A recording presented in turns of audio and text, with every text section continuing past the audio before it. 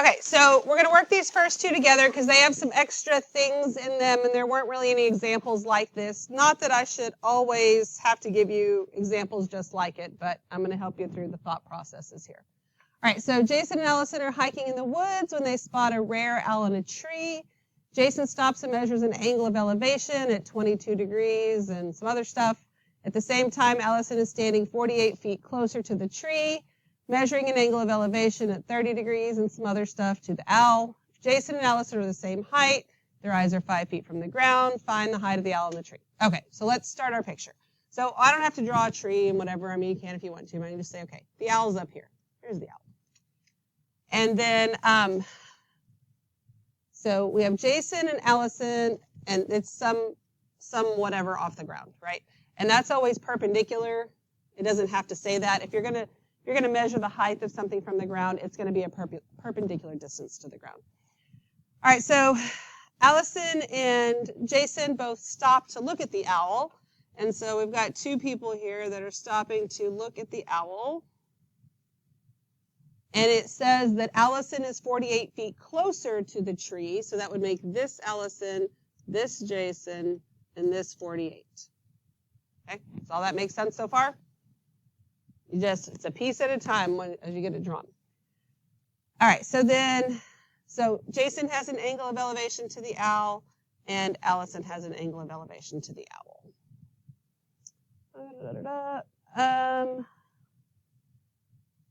All right, so let's go ahead and figure out our angles then.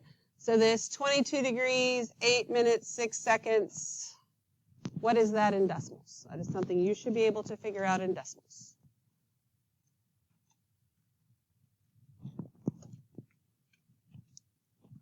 It's 22 point something.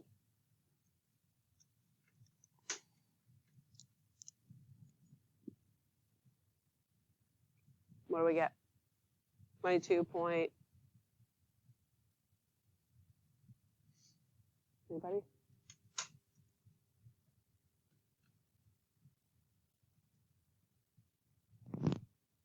Point what? Should be 135. Because you're going to have to do 22 plus 8 divided by what? 60 plus 6 divided by 3,600. That should get you 22.135. That is his angle of elevation to the owl. Allison, 48 feet closer. She has an angle of elevation of 30 degrees, 40 minutes, 30 seconds, so that's 30 point something. What is that something?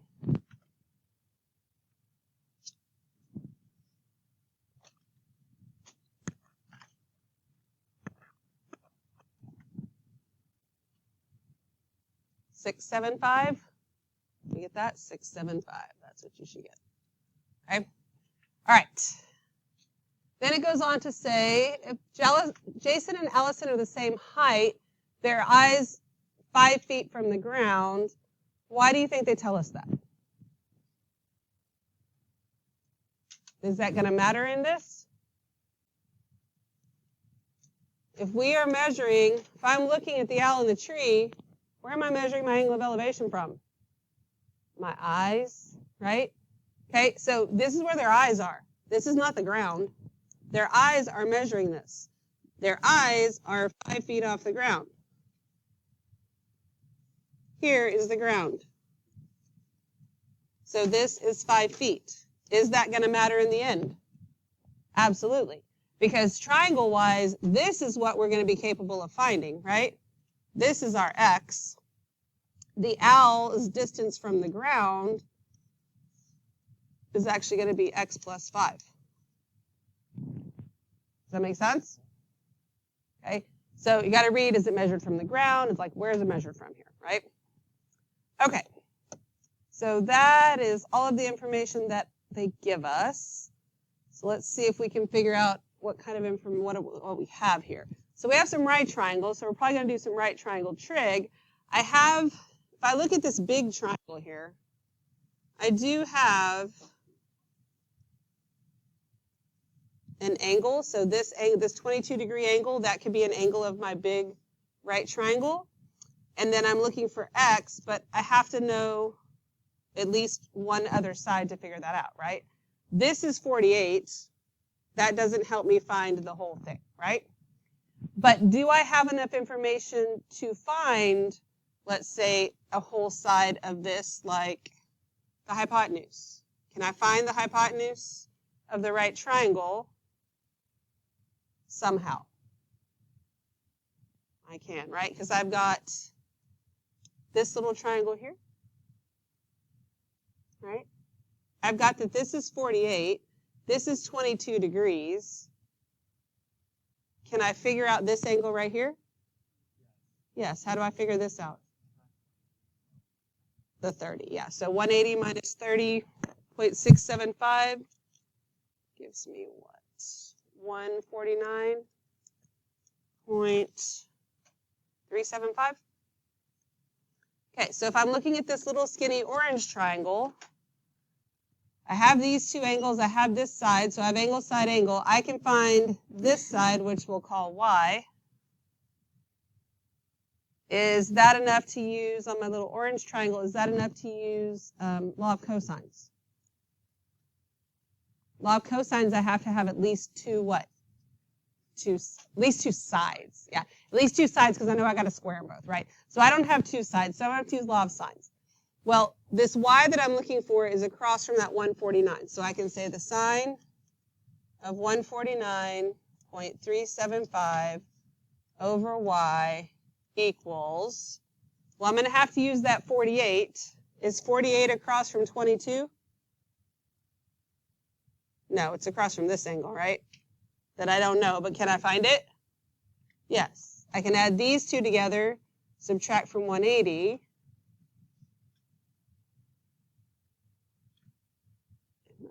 I think it's 8.54. They'll tell me if I'm wrong.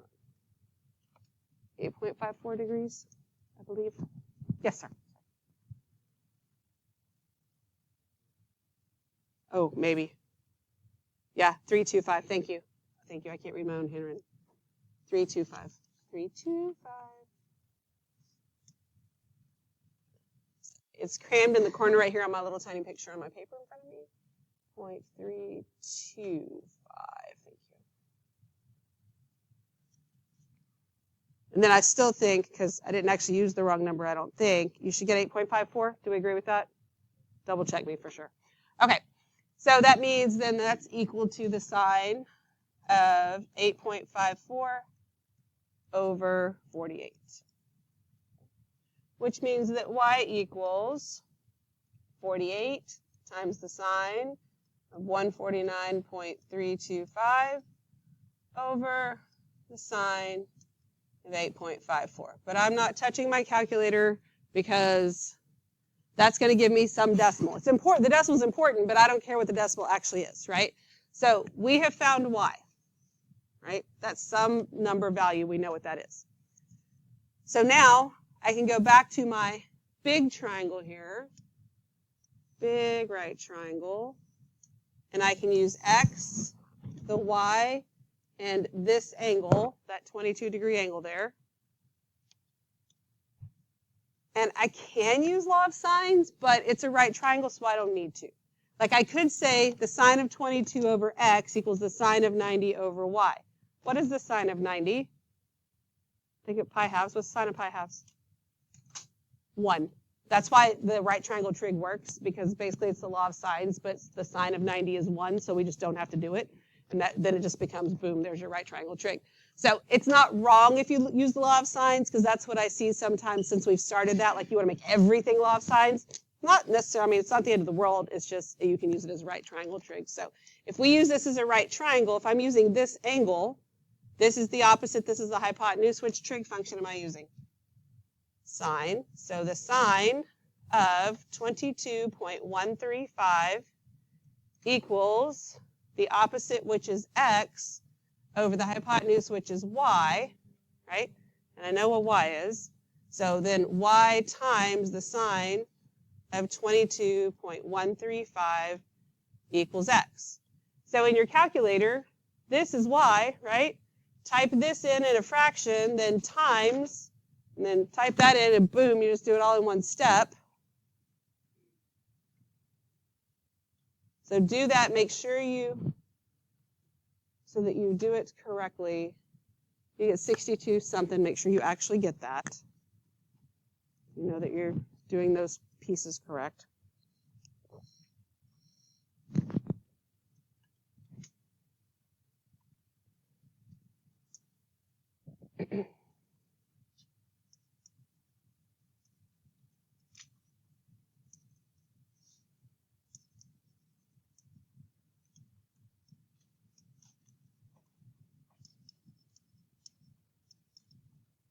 All right, do you get 62 something?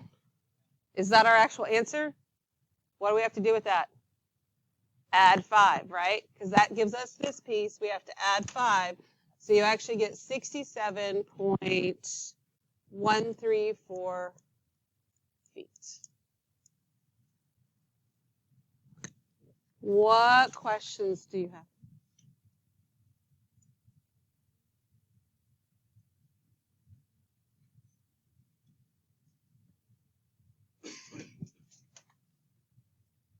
Are we good? Did she answer whatever? Okay. Okay. So, could you have done this picture? Could you have done this problem without a picture? No way. Okay? There's no way you're going to wrap your mind around how all the pieces fit together. And I know sometimes pictures like this seem overwhelming, but I didn't read the question and then just draw that picture, right? I mean, I read it, so I had some idea of what was going on, but still, when you read it, it's like 5 sentences. You don't necessarily retain any of that. You go back and you do it a piece at a time until you've built it. Okay? What questions we got? We good? All right, let's look at number 2. So a drone is flying over a college campus. All right, so that means I know the drone's in the sky because it literally says it's flying over the college campus. It spots a cafeteria on the west end of the campus at 27-degree angle of depression. So the cafeteria is on the west end. Sports complex is on the east end. All right, and they are separated by 2.3 miles. Right? So if you're going to have an angle of depression, you still have to have your little crosshairs here, like we're doing a north, south, east, west thing, or not since it's in the air, but you still need that to be able to label. So the angle of depression, it says it spots the cafeteria on the west end at a 27-degree angle of depression. That makes this 27 degrees. It spots the sports complex on the east end at a 34-degree angle of depression. That makes that 34 degrees. Everybody agree with all that? All right, so let's label some stuff. So let's label some angles inside the triangle. What's the measure of angle C? 27, because we have alternate interior angles. What's the measure of angle S? 34. What's the measure of angle D?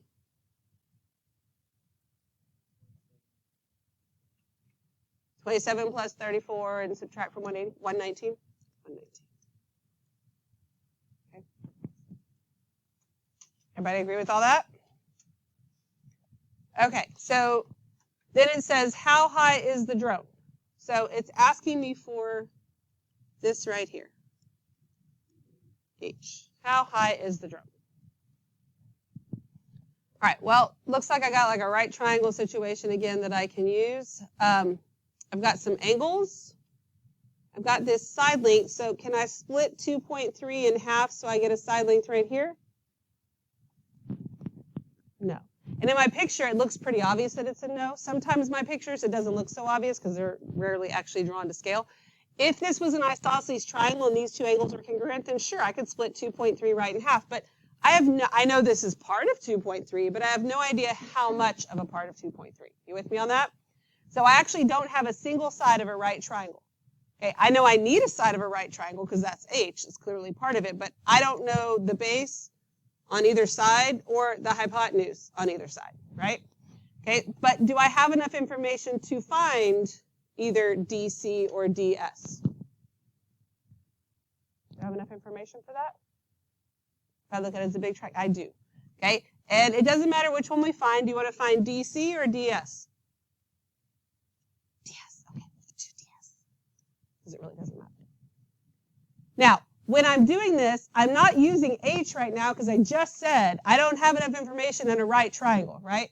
So I'm using my big pink triangle to help me find X. We good? So am I going to use law of sines or law of cosines? Sines, because I have to have two sides to do cosines. So that means 27 is across from X, so I can say the sine of 27 over X equals, and then I'm going to have to use 2.3 because it's the only side length I have, right? It's across from 119, so that's equal to the sine of 119 over 2.3. Okay, so that means that X is equal to 2.3 times the sine of 27 over the sine of 119. Now, again, I'm going to have to use that, so I'm just going to leave it right now. I don't care what the actual decimal is at this point. So now that I have that, this is a value that I actually know. Then I can look at this as a right triangle.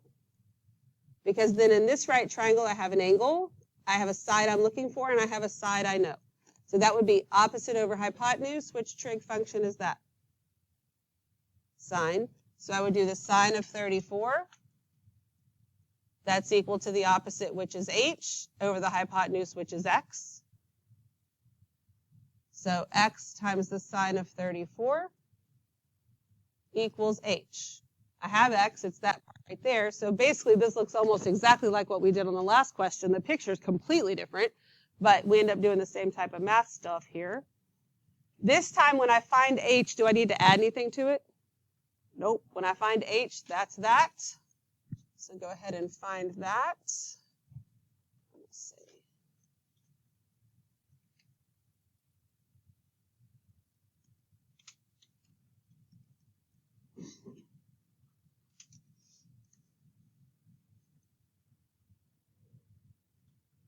What do we get? 0.668. Did that answer cause just at least a moment of pause, maybe? You're like, wait, that's usually what like my sine looks like, or that's less than 1. It kind of seems weird. But in the end, when you look at your picture, is it really that weird? No, because you have 119 degrees across from 2.3 miles, and then that's across from 27. I'm sorry. X is across from 20. I'm sorry, I should have said that differently. Look at our little right triangle here. You've got, it's across from, well, never mind, that doesn't really make a whole lot of sense. That makes more sense when it's X. But either way, it's still obviously going to be less than 2.3 miles, right? And so we got 0.668 miles high. What questions you got? All right, so now that I just did 2 questions with right triangles, then when everybody started working on their other stuff last period, it was like everything else just escaped out of your brain.